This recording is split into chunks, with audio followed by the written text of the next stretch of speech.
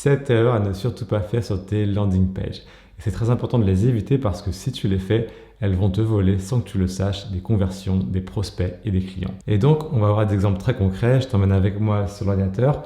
Juste avant, petite news, donc le challenge des 14 jours, 14 vidéos. Voilà, bon, officiellement, je vais l'arrêter, mais c'était super pour me lancer et je t'encourage aussi à te donner des challenges. Et parfois, il faut s'adapter. Par contre, je continue les vidéos, bien sûr, et surtout, ma chaîne prend une nouvelle direction. Parce que, comme tu l'as remarqué, les premières vidéos étaient assez vastes. Je parlais de confiance en soi, de business, voilà, de manière assez générale. Et en fait, là, je vais me spécialiser sur justement les landing pages, les tunnels de vente, les conversions, pour aider en fait toute personne qui a un projet mais qui ne maîtrise pas forcément les aspects techniques, eh bien, à parler de ce projet, à communiquer et surtout à rejoindre en fait l'audience que il ou elle est appelé à servir. C'était une introduction un petit peu longue, mais voilà, je vais te donner des nouvelles parce que tu fais partie des premiers, la chaîne est encore très jeune. Mais il y a une bonne surprise, c'est que la prochaine vidéo, elle va être très différente. J'en dis pas plus, mais je pense qu'elle va t'étonner. Donc abonne-toi si ce n'est pas encore fait pour être tenu au courant. Et puis voilà, on commence maintenant les 7 erreurs à éviter sur tes landing pages. C'est parti. Donc nous voilà sur Google et je vais prendre l'exemple de la décoration d'intérieur parce que pourquoi pas. Donc architecte d'intérieur Paris. Et là on voit qu'on a des résultats sponsorisés. Donc sponsorisé, ça veut dire que normalement ils savent ce qu'ils font. Alors on va regarder ce qui se passe. Et donc là, qu'est-ce qu'on voit? C'est quand même pas très beau, hein. On est, alors, c'est pas du tout personnel, hein. C'est vraiment pour te montrer qu'il y a une marge d'amélioration qui est énorme.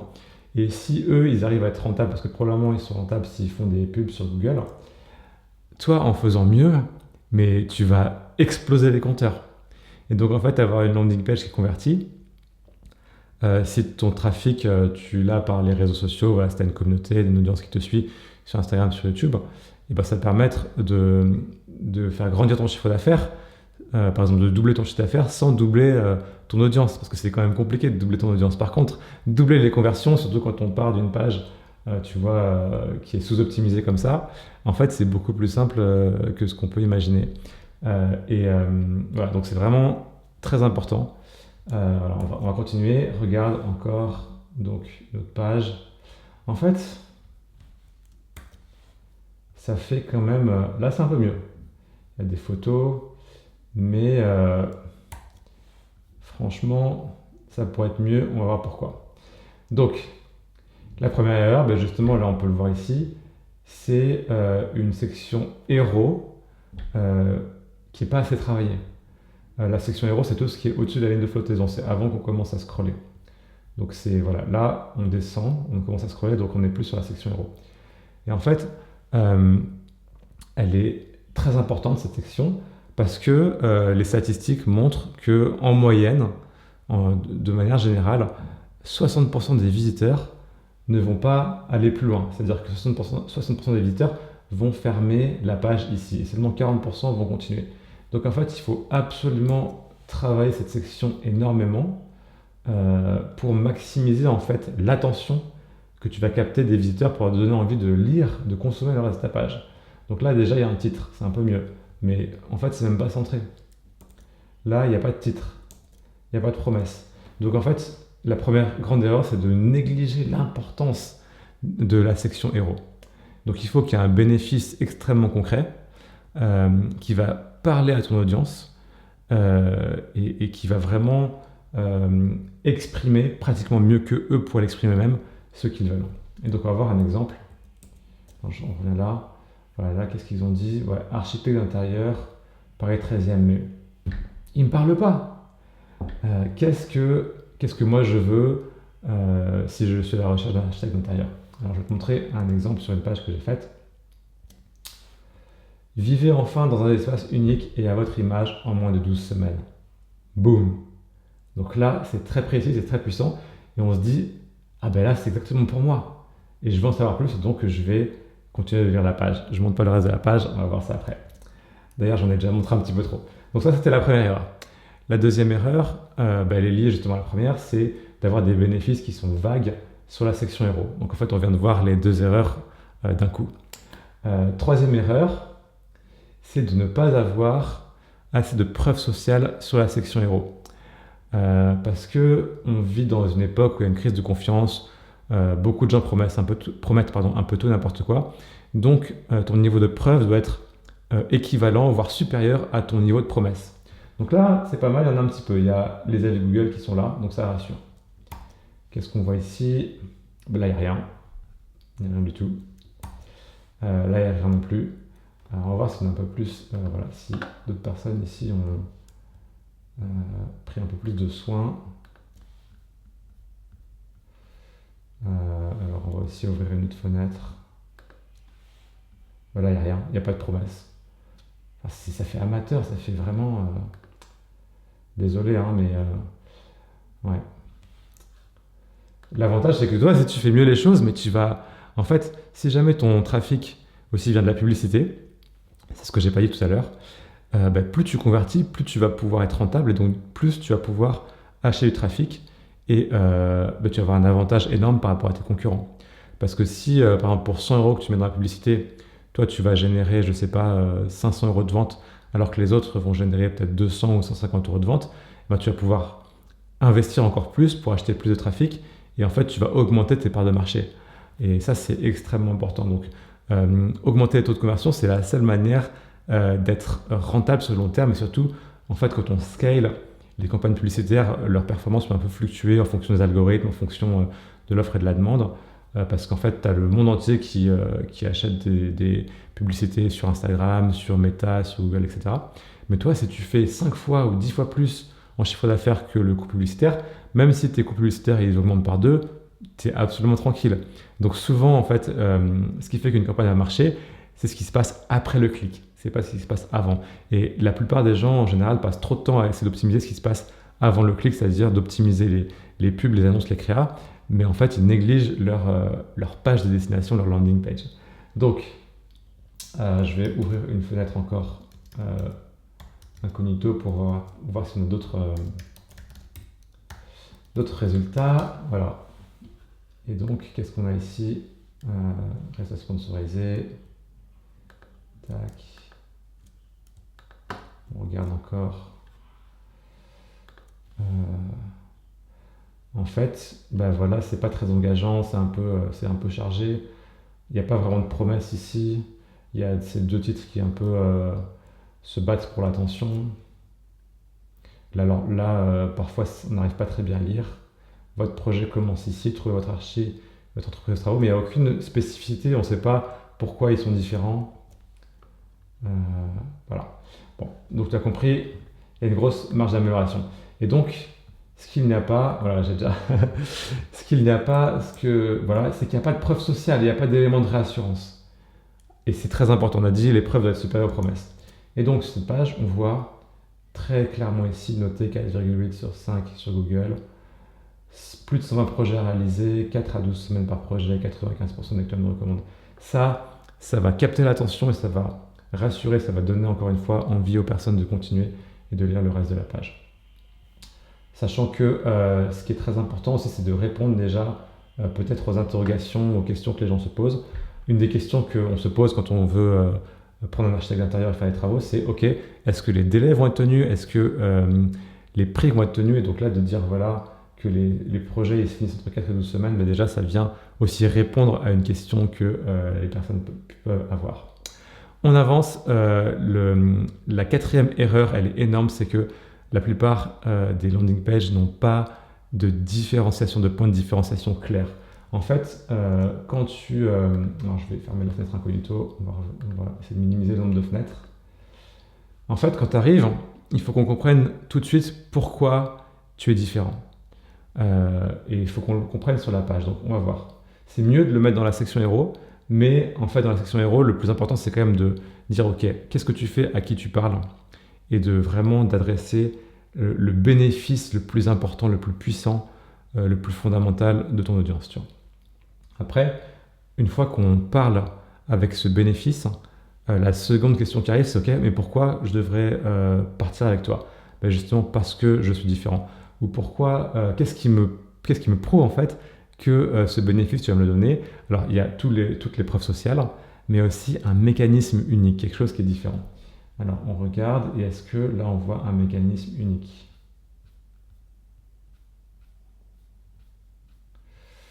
Ben non, pas trop. En fait, il y a beaucoup de textes, hein. Et justement, ce qui est un peu surprenant aussi, c'est que pour de l'architecture d'intérieur, où c'est très visuel, ben, il faut mettre plus de visuel. Le design, c'est important, donc le design de la page doit être soigné aussi. Ok, donc bon, on va pas regarder non plus pendant des heures. Mais voilà, c'est dur à consommer, on sait pas trop. Alors que sur le design que j'ai fait, donc là c'est Figma, c'est une maquette, hein. Donc ça, je vais pas forcément expliquer dans cette vidéo parce que sinon on va pas finir. Euh, ok, hop, cette section qui est ici. La réussite de votre projet repose sur une approche différente, une intelligence de lieu avant toute esthétique. En fait, pourquoi est-ce qu'on est différent? Parce que on va réfléchir à ton lieu, à le sublimer. On va partir de ton lieu, de ce que tu veux en premier, parce que toi, ce que tu veux, c'est vivre dans un espace qui est agréable, où tu vas avoir des bons souvenirs avec ta famille et qui va être à ton image. Tu veux pas quelque chose, tu veux pas que je te fasse un copier-coller de ce que j'ai fait chez mon client d'avant.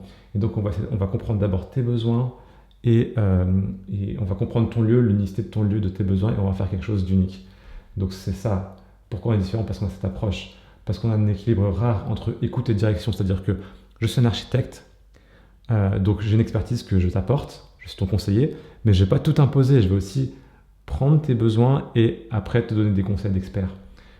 Tu vas aussi pouvoir la clarté avant l'engagement, c'est-à-dire que en fait, avant de t'engager dans des travaux, de prendre des grosses décisions, on va avoir des rendus 3D et en fait, tu vas pouvoir te projeter et avoir l'assurance que tu es en train de prendre les bonnes décisions et tu vas pouvoir être rassuré justement.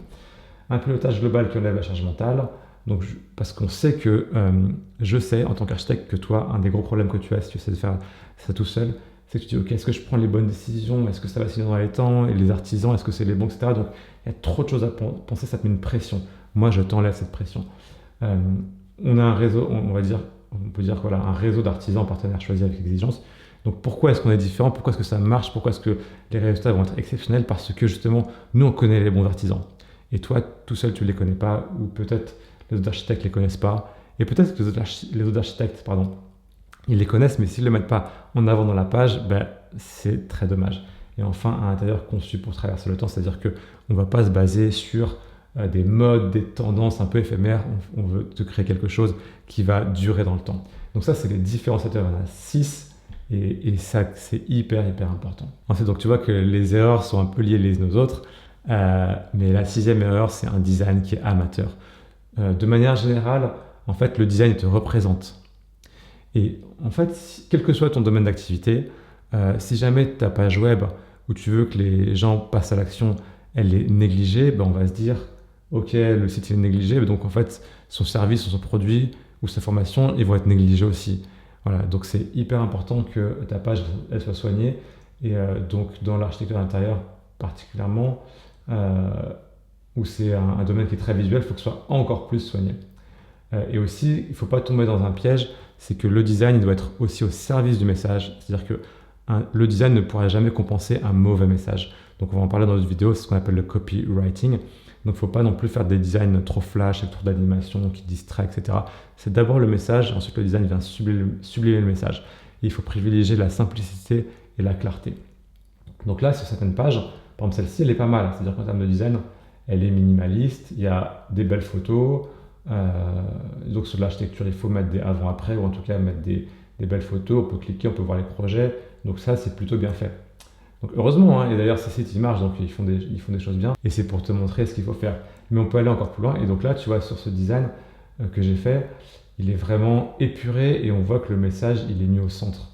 Alors ça, ce paragraphe, c'est pour parler des problèmes et des douleurs de la personne, de ton prospect. En fait, il faut créer l'empathie, et ce qui se passe, c'est que la personne qui articule le mieux les besoins et les problèmes du marché, ben, c'est en général la personne qui va gagner parce que en fait on se dit ok, si je suis compris, s'il comprend mes problèmes mieux que moi, ben, en fait il va avoir la solution tout simplement. Donc c'est très important d'avoir une section comme ça. Là, c'est aussi une erreur. Alors, on en est à la... Je crois que je crois que j'ai sauté une erreur, pardon, mais c'est une vidéo un peu spontanée. Donc il y a une erreur aussi très importante, c'est que les témoignages clients ne sont pas assez bien présentés. Donc est-ce que là, les témoignages, là c'est plutôt pas mal. Il y a des témoignages vidéo, c'est bien. On va regarder. Là c'est pas mal, parce que c'est assez visible.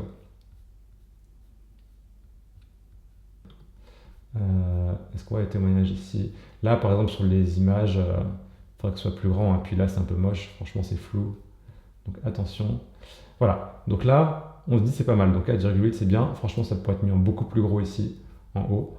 Mais il y a du texte. Et en fait, ce qui se passe, c'est que beaucoup de personnes vont scroller. Et donc, beaucoup de personnes vont d'abord lire les titres. Et après, si les titres, ça leur parle, ils vont lire les détails. Et donc, ce qu'il faut absolument dans les témoignages, c'est mettre des titres, en gros, sur ce qui est impactant et sur ce qui est connecté aux bénéfices les plus recherchés par les clients. C'était fluide sans stress. Un intérieur vraiment adapté à notre quotidien. Pouvoir se projeter avant les travaux change tout. Camille a des idées incroyables, etc. Et donc, ça, c'est une manière de mettre en valeur les témoignages et de faciliter la consommation des témoignages, très important.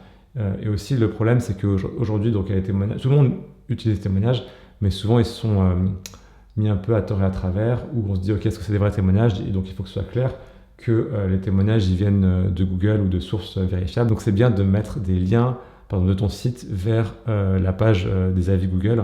On peut voir que les témoignages sont vrais. Et enfin, la dernière erreur, c'est que les appels à l'action ne sont pas assez clairs ou pas assez mis en avant ou pas assez répétés. Et en fait, c'est très important parce que c'est ce que tu veux en fait. Tu veux que les personnes prennent l'étape suivante. Donc si ils te découvrent qu'ils deviennent des prospects, s'ils sont prospects qu'ils deviennent clients. Donc il faut leur faciliter la tâche. Et si on prend cet exemple, demander à être rappelé, c'est en minuscule là, ça ne va pas du tout. Sur le reste de la page, il n'y a pas de bouton. Donc en fait, voilà, là il y a candidater, nous contacter, tout un rendez-vous. En plus, il y a 3 appels à l'action, donc ça peut être un peu prêté à confusion. Il faut vraiment de la simplicité, il faut guider le visiteur, il faut se mettre à sa place. Et puis là, si on descend, voilà, et à la fin, il n'y a pas d'appel à l'action. Donc on va pas tous les faire. Là, ce qui est bien déjà, c'est que les appels à l'action, ils restent en haut. Et là, on finit par un appel à l'action, mais c'est un peu petit. Donc je vais te montrer ce que j'ai fait sur cette page. Donc il faut imaginer que ici, ça va rester affiché quand on scrolle, parce que c'est une maquette statique, c'est pas le site en développement. Donc il y aura l'appel à l'action qui sera toujours là. Et en fait, c'est le même. Parlons de votre projet. Parlons de votre projet. Et c'est répété quasiment après chaque section. Parlons de votre projet. Voilà, parlons de votre projet, partout. Et comme ça facilite. Et ça, c'est un élément qui va vraiment augmenter les conversions. Parfois, c'est des choses simples, mais ça a un impact énorme. Et la réussite de ton business, ça peut parfois tenir à une accumulation de choses simples que tu vas changer, optimiser. Et là, voilà, cette section, elle est hyper importante. C'est la section d'appel à l'action finale. Quand la personne a consommé toute la page, on lui rappelle la promesse qui était dans la section héros, formulée un petit peu différemment, transformer votre intérieur et votre façon de vivre en moins de 12 semaines. Donc c'est bien aussi d'avoir une time frame, donc de mettre une indication de temps, encore une fois, parce que ça apporte de la précision et c'est ce que le marché veut. Après, tous les avantages, les bénéfices plus détaillés, avec aussi les différenciateurs, vision structurée dès les premières étapes, projection, facilité grâce au rendu 3D, pilotage global, sa charge mentale, artisan fiable, sectionnel avec exigence, un intérieur agréable à vivre aujourd'hui comme demain. Waouh, mais je veux ça, c'est exactement ça, tu as lu dans les pensées. Et après, hop, à droite facilement, démarrer votre projet et donc la personne va remplir son nom, prénom, email, téléphone, décrire son projet en quelques phrases, tac, valider. Et encore une fois, là, on remet un élément de réassurance, de preuve sociale, plus de 120 projets réalisés. On a remis aussi les avis Google ici. Et donc, c'est comme ça que tu vas pouvoir vraiment doubler les conversions. Et honnêtement, doubler, c'est accessible de multiplier par 2 les conversions. Et parfois, c'est beaucoup plus. Parfois, c'est x3, x4.